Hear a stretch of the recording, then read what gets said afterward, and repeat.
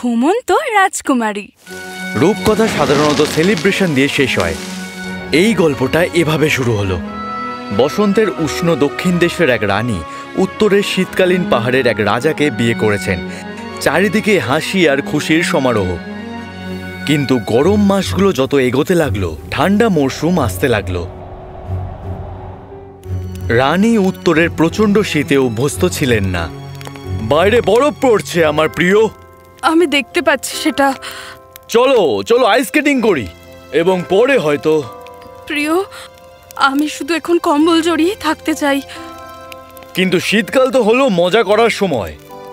এখন একটু গরম কিছু পেলে ভালো হতো। রাজা বুঝতে পেরেছিলেন যে তার রানী আগের উষ্ণ জীবনধারা কতটা ভালোবাসেন। উনি ধৈর্য ধরে ওকে মজার মজার কাজে ব্যস্ত রাখার চেষ্টা করলেন, শীতের সৌন্দর্যের সঙ্গে পরিচয় করিয়ে দিলেন। কিন্তু সে সব ব্যাপারেই বকবক করত। তুষারপাত, ঠান্ডা আর প্রচণ্ড ঠান্ডা বাতাস। প্রিয়, শীতকাল হলো দারুণ ঋতু, যা নিজের জাদুতেই ভরা। ম্যাজিক? আমি তো বরফের মতো বিষণ্ণতা ছাড়া আর কিছুই দেখছি না। কিছুদিনের মধ্যেই ওদের একটা বাচ্চা মেয়ে হলো। তারা তার নাম রাখে ক্লারিস। ওর চোখটা দেখো, সূর্যের মতো সোনালি। তারা তখন তুষারে ঝকঝক করবে। সে বরফের মধ্যে ঘুরে বেড়াবে কেন?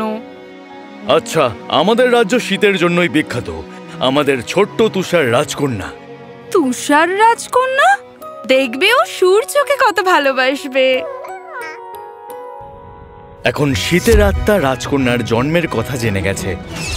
তিনি তার শক্তিশালী তুষারঝড়ের মধ্যে দিয়ে তার জন্য অত্যাশ্চর্য বরফের ভাস্কর্য এবং হিম শীতল ল্যান্ডস্কেপ তৈরি করেছিলেন। যাই হোক, শীতের প্রতি রানীর বিতৃষ্ণা আরো বেড়ে গেল। সে এখনো তরুণ, পরের বার ওকে বাইরে নিয়ে যাওয়া যাবে।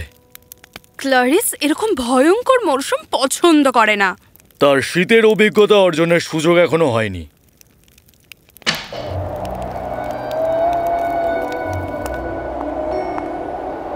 আমার আদরের বাচ্চা যেন কখনোই রুক্ষ হিমশীতল পৃথিবীতে প্রবেশ করতে না পারে। শীতের আত্মাটা কয়েক সপ্তাহ ধরে তার বক বক শুনে গেল।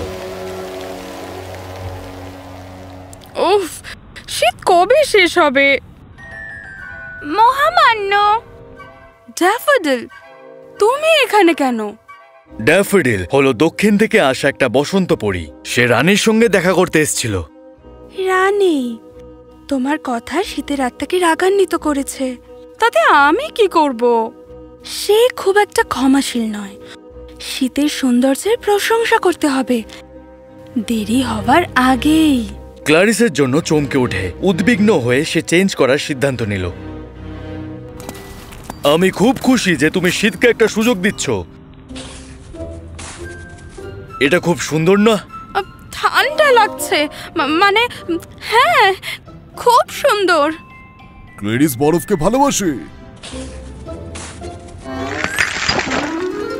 ওহ ক্লারিস, ও ঠান্ডা লেগে যাবে।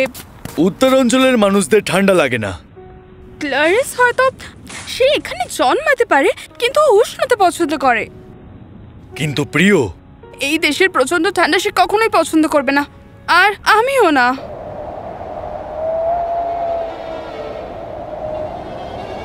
ও ক্লারিস! হঠাৎ ড্যাফোডিলের সাবধান বাণীর কথা রানীর মনে পড়ল। কিন্তু ক্লারিসকে ভালো লাগছিল। ও ঘুমিয়ে পড়েছে। নিশ্চয়ই ক্লান্ত ছিল। চলো বাড়ি ফেরা যাক। ওরা ওকে বিছানার মধ্যে শুইয়ে দিল। কিন্তু পরের দিন সকালেও সে ঘুমিয়েই থাকলো। ওরা ট্রাম্পেট আর ড্রাম বাজালো, দুর্গন্ধযুক্ত পেঁয়াজ নিয়ে এলো, কিন্তু ও ঘুমিয়েই রইল। রাজকীয় দম্পতি খুব বিচলিত হয়ে পড়েছিলেন। সব দোষ আমার। কি বলছো তুমি? রানী তাকে ড্যাফোডিলের সাবধান বাণীর কথা বললেন। আচ্ছা, আমাদের মহান শীতের আত্মার ধৈর্য বাতাসের মতোই শুষ্ক। আশা করি তিনি আমাদের ক্ষমা করবেন। মাসের পর মাস কেটে গেল। এই দম্পতি তাদের ঘুমন্ত রাজকন্যার পাশেই রইল, যতক্ষণ না পর্যন্ত বসন্ত এসে গেল।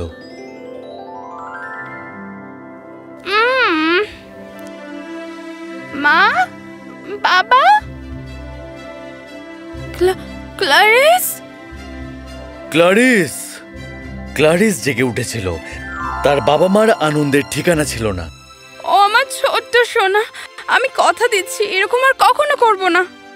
ওরা বিশ্বাস করেছিল যে অভিশাপটা উঠে গেছে।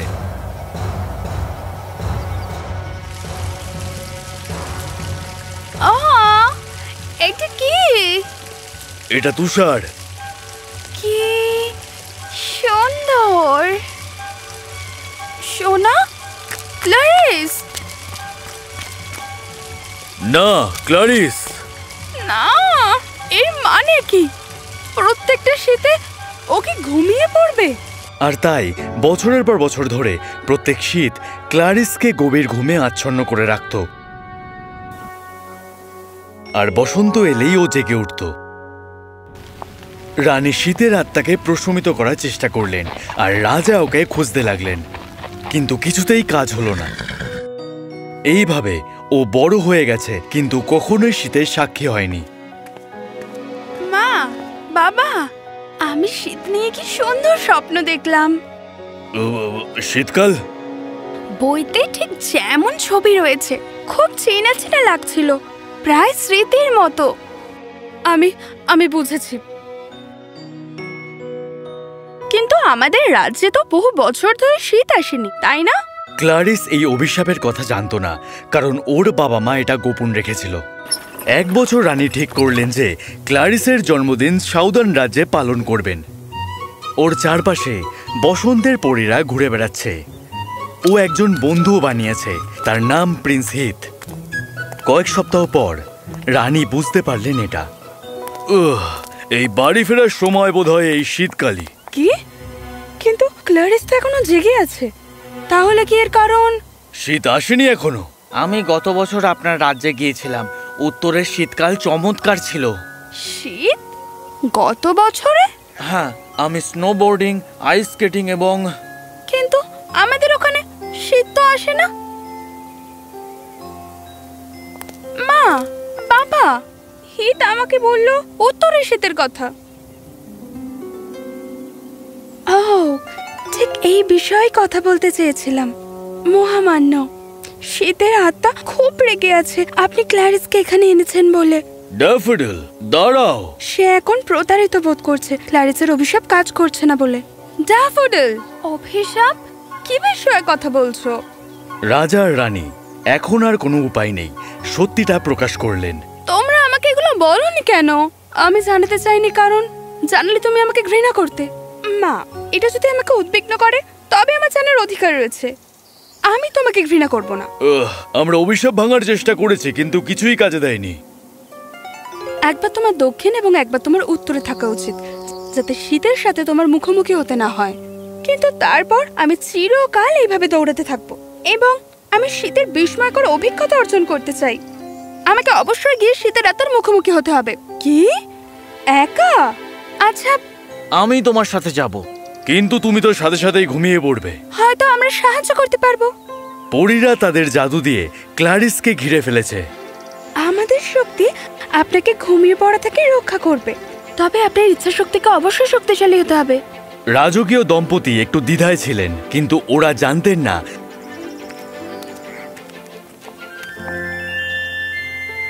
যে ওদের মেয়ের কথাই ঠিক। তো হিতকে সাথে নিয়ে ক্লারিস উত্তরে চলে গেল। কি অসাধারণ! ক্লারিস বরফ আর বরফ দেখে খুব খুশি হয়েছিল। পরীর জাদু কাজ করেছিল এবং সে উজ্জ্বল চোখে চারিদিকে তাকিয়েছিল। সত্যিই কি এই প্রথমবার তোমার শীতের অভিজ্ঞতা হচ্ছে? হ্যাঁ। যখন তোমার অভিশাপ ভাঙবো তখন দেখাবো কিভাবে একটা স্নোম্যান বানাতে হয়। ওরা অবাক হয়ে ঘুরছিল, কিন্তু কিছুক্ষণের মধ্যেই ওরা একটা গোলমেলে ব্যাপার দেখতে পেল। এইটা কি? রাস্তা ভাঙাচোরা দালান আর কাঁপতে থাকা মানুষে ভর্তি। কি হচ্ছে এখানে? এই শীতে আমাদের চরম দুর্ভোগ পোহাতে হয়েছে। তুষার ঘর আমাদের বাড়ি ঘর এবং গোদাম ঘর ধ্বংস করে দিয়েছে। আমরা আমাদের সমস্ত শস্য হারিয়েছি এবং যেই কয়েকটা নদী বেঁচে ছিল সেগুলোও শীতে বরফ হয়ে গেছে। কি বিশ্রী শীতের মেজাজ! আরে না, শীতকালে আমাদের আত্মা কঠোর পরিশ্রম করে, এটা আমাদের গর্ব। হয়তো কেউ তার রাগকে উস্কে দিয়েছিল। দেখো, প্রাসাদে গিয়ে রাজকীয় গুদাম ঘর থেকে শস্য নিয়ে এসো। প্রমাণ হিসেবে আমার আংটিটা নিয়ে যাও। কিন্তু প্রাসাদ তো অনেক দূরে ছিল। রাজ্যের পশুরা খাবারের অভাবে ক্লান্ত হয়ে পড়েছিল। হে, তুমি কি তোমার ঘোড়া নিয়ে আমার লোকেদের সাহায্য করবে? কিন্তু ক্লারিস, কি সম্পর্কে? এরকম ছোট্ট একটা তুষারঝড় আমার কোনো ক্ষতি করবে না। হিত অনিচ্ছা সত্ত্বেও রাজি হয়ে গেল। ক্লারিস পাহাড়ের দিকে হাঁটতে লাগলো, যেখানে প্রচন্ড বাতাস বইছিল। পরীর জাদু শেষ হয়ে যাচ্ছিল, আর ক্লারিসের চোখেও ঘুম আসছিল। এই শীতের আত্মা!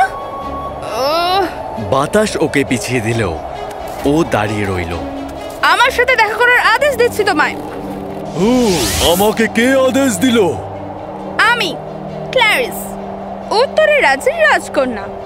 আমি আমার অভিশাপ দূর করার দাবি জানাতে এসেছি। ওহো, আর আমি কেন তা করব? কারণ আমি আপনাকে রাগান্বিত করিনি। তুমি? তোমার মা রোজ শীত নিয়ে একই কথা বলতো। কিন্তু তাদের প্রতি মনোনিবেশ করুন যারা আপনাকে ভালোবাসছে এবং কষ্টও পাচ্ছে। কিসের কষ্টের কথা বলছো তুমি? হ্যাঁ, স্পিরিট আর ক্লারিস রাজ্যে ফিরে এসে এই বিপর্যয়টা দেখতে পেল। ও না, এটা আমি কি করেছি? মাঝে মাঝে আমরা এতটা রেগে যাই যে সত্যিকারের গুরুত্বপূর্ণ বিষয়ে দৃষ্টি আকর্ষণ করি না। ক্লারিস, মা, বাবা। রাজা আর রানী তাড়াতাড়ি রাজ্যে ফিরে এসেছেন। ওহ ক্লারিস, তুমি এটা করতে পেরেছো। আমি? আমার প্রিয়। তুমি তো বারবার অভিযোগ করছো। এবার দাঁড়াও। মা, কিছু কিছু জিনিস অপছন্দ করা ঠিক আছে, কিন্তু জেদি হয়ে যাওয়ার মানে হলো তুমি আমাকে, বাবাকে এবং নিজেকেই দুঃখ দিচ্ছ। আর শীতের আত্মা, আমি যা করিনি তার জন্য আমাকে অভিশাপ দেওয়া আপনার ভুল ছিল। তাছাড়া কোনো কিছু অপছন্দ করার অধিকার মানুষের রয়েছে। আমাদের শুধু একদিকে খেয়াল রাখা উচিত, যারা আমাদের ভালোবাসে। সেই শীতের আত্মা আর রানী একে অপরের দিকে ক্ষমা চাওয়ার ভঙ্গিতে তাকালেন। আমার মনে হয় আমার আরো বিবেচ্য হওয়া উচিত ছিল। আমি দুঃখিত। আমিও দুঃখিত। আমার কাজ নিয়ে আরো সচেতন হওয়া উচিত ছিল। আমার মনে হয় ঘুম পাচ্ছে। পরীদের জাদু ফিকে হয়ে আসছিল, কিন্তু শীতের আত্মা তৎক্ষণাৎ পদক্ষেপ নিল, অভিশাপ তুলে নিল। ক্লারিস, এখন কেমন লাগছে? জেগে উঠেছি। তোমার অভিশাপ আমি দূর করে দিয়েছি। এখন তুমি সারা জীবন শীতের আনন্দে থাকবে।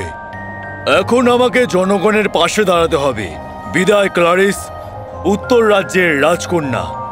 আত্মাটা চলে গেল, আর সঙ্গে নিয়ে গেল প্রচন্ড হাওয়া আর হিমেল হাওয়া।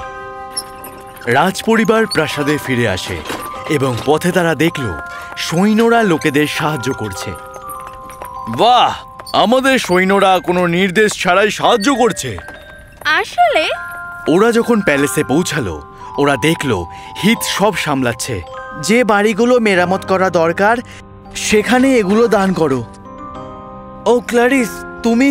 আমি করেছি। তুমি আমাকে কবে তুষার মানব বানাতে শেখাবে? আমার পাশে থাকার জন্য ধন্যবাদ। সব সময়। অভিশাপ ওঠার পর সবাই আনন্দে মেতে উঠল। বসন্ত এসে গেল, আর তার সঙ্গে এলো ক্লারিস আর হিতের মধ্যে একটা প্রস্ফুটিত ভালোবাসা। কিন্তু আগেই বলেছি, বেশিরভাগ রূপকথার গল্পই শেষ হয় ভালোবাসার উদযাপনের মধ্যে দিয়ে, যেমনটা হয়েছিল কয়েক বছর পরে শীতের এক সুন্দর দিনে।